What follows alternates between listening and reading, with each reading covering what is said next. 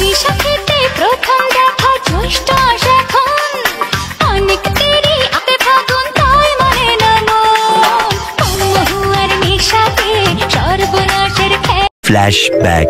আমার আম্মু প্রত্যেকটা বছর আইলে আর কিছু খাক আর না খাক বছরের প্রথম ফল তার খাইতেই হবে। আর এখন যেহেতু একটু আবদার করা হিকছে মায়ের কাছে, তো কিছু একটা ওইলে মায়ের অনেক ভাগ্যবতী যে আমি এই কথাগুলো শুনতে পাই। তো যাই হোক, আসসালামু আলাইকুম, কেমন আছেন আপনারা সবাই? আশা করতেছি আপনারা সবাই ভালো আছেন। আলহামদুলিল্লাহ, আল্লাহ তাআলার রহমতে আমিও অনেক ভালো আছি। তো যেহেতু বছরের প্রথম ফল মা করে তো খাওয়াইতেই হবে।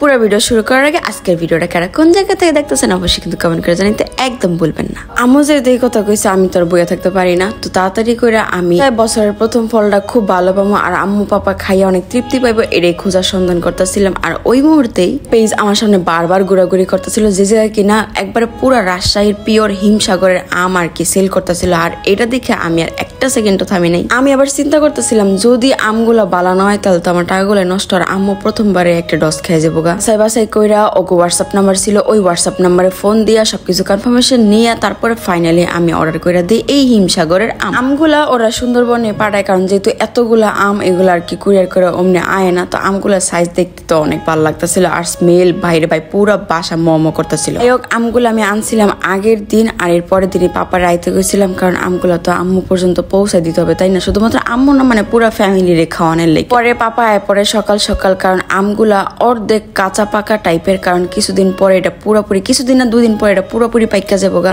এই আমগুলা আমি আনাইছিলাম সততা বাজার পেজ থেকে, ঠিক আছে? কারণ ওর কাছে আমার অনেক ট্রাস্টেড মনে হয়েছে। শুধুমাত্র আম তো আমি ওগো পেজ থেকে আনাইছিলাম, কারণ আমিও কোনো জায়গা থেকে নিই না, কারণ কোনটা ভালো না খারাপ। আমার মায়ের গাড়টি বেড়ে আমার লাগে কত কিছু যে পাঠাই দিছে, কচু শাক সিদ্ধ করে পাঠাই দিছে, শুটকির বড়া 2 ধরনের পাঠাই দিছে, কারণ আমার জানে যে আমি কত বেশি পছন্দ করি শুটকির বড়া। মায়েরা মনে হয় আসলে এরকম হয়, ঠিক আছে? যা পারছে সব দিয়ে দিছে, মানে উনি আমার থেকে কিচ্ছু খাইবার চায় না। আর এই যে আঙ্গো গাছের লেমু আঙ্গো গাছে ধরছিল আর এডির স্মেল এত মজা ছিল। কিন্তু আমি বাজার থেকে লেসু কিনে আনছিলাম, বড় বড় লেসু, কারণ আমার আম্মুর লেসু এত পছন্দ বলার বাইরে। যদি এটা ডাব্বার লেসু হয় তাহলে তো কোনো কথাই নেই। যে বছরের প্রথম ফলটা আমি আমার আম্মুরে খাওয়াই। এন্দা আমার আম্মু আবার কি করছে, আমার লাগে আবার লেসু কিনা পাড়াই দিছে। আর লেসু গুলা উনি ফ্রিজে রেখে দিছে, খায় নাই, যে আগে আমার মাইয়া খাইবো তারপরে আমরা খাবো। আমি আম্মুরে বারবার কই যে ভালো মন্দ আলহামদুলিল্লাহ আমি টুকটাক খাই, আমি চাই তোমরা খাও, তোমরা এটা করো, বাট তোমরা কি লেগে আমার লেগে রেখে দাও। কি আর এসব কইলে বুঝে মা তো মা, ওই পোলাফান ছাড়া কোনো কিছু না গো, নারী বিতে জীবনও যাবো না। আমি আমগুলা বাঁচতেছিলাম পুরা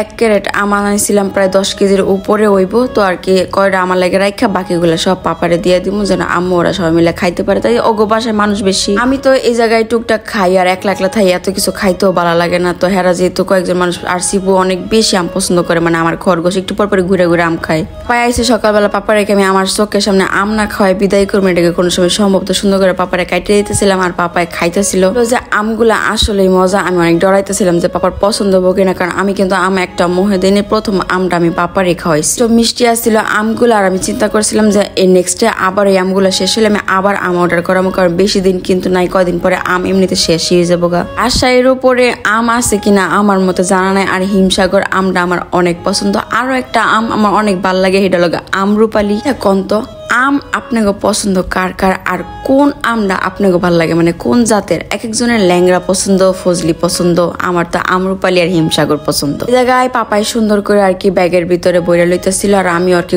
গুছাই দিতেছিলাম, কারণ আমি জানি এতগুলো আম আমি খামো না, আমি আনাইছি ওগুলাইকা।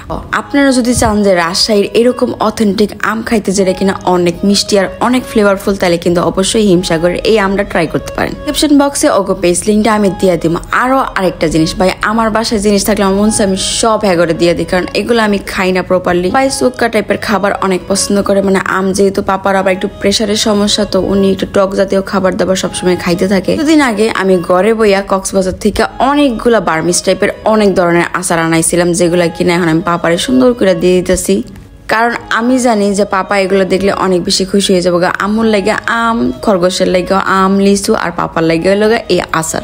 এই আচারগুলা আপনারা পাই যাবেন গা যে পেজে, এই পেজের লিঙ্কটা আমি অবশ্যই ডেসক্রিপশন বক্সে দিয়ে দিব, অথবা স্ক্রিনের উপরে দেখতেও পাইতেছেন। বাজার গেলে মাথার মধ্যে একটা জিনিসে ঘুরে যায়, অনেকগুলো আচার, অনেকগুলো শুটকি, এগুলো নিয়মিত এই যে বিশ্বস্ত বার্মিস মার্কেট, এই জায়গা থেকে কিন্তু আপনারা চাইলে কক্সবাজারের আচার ঘরে বইয়ে অর্ডার করাইতে পারেন। তো আপনাকে আচার অনেক পছন্দ, তাকে লাগে তো এটা অনেক উপকার আইব আমি জানি। তো আগে পাপার আমি কইছিলাম একটা খাইয়া দাও যে কিরকম লাগে। পাপায় আচার খাইয়া তো এমনিতে অনেক পছন্দ করছে।